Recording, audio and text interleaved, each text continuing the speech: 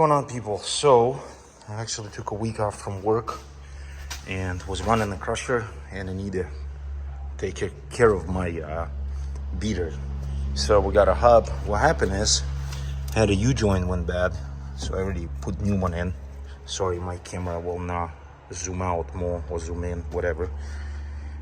U-joint's in place, so it's very easy. I thought it was harder than it is. So the axle will come out if you take the bearing off. This size, that's the nut, and I end up using a 1 3/4 inch. That's what that socket is. So that comes off. I don't know what the torque spec, then it's 4 bolts, which kind of stubborn. They are 18 millimeter, and then you have to take your assembly off. But the trick is, so this is my hub, and this is the bearing sits inside here, and I have this little fancy tool which it goes in right there, and it pushes against this axle, because axle shaft cannot go any farther, and it pulls the hub off. I didn't even remember where I got it from. I think Buddy would give it to me a long time ago.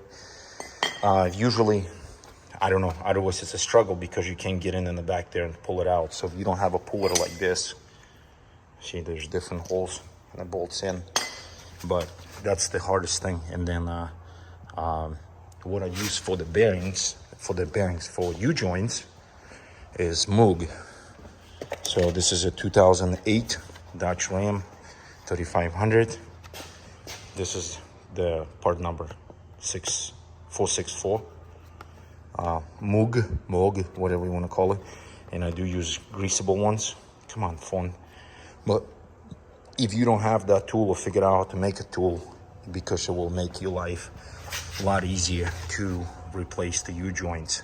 If your U-joint's bad, the problem is it gets out of balance and start wobbling, so you will get slight vibration. On the Dodge Ram, they are not lock-on-lock hubs, so they're always spinning.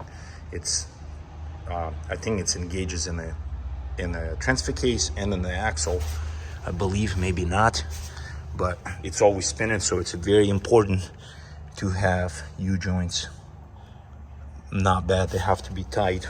So my other side, it's a non-greasable U-joint, and that one's actually tight and it's not binding up. There's no rust coming out. And this one was greasable and it went bad. So that's the little tip of the day.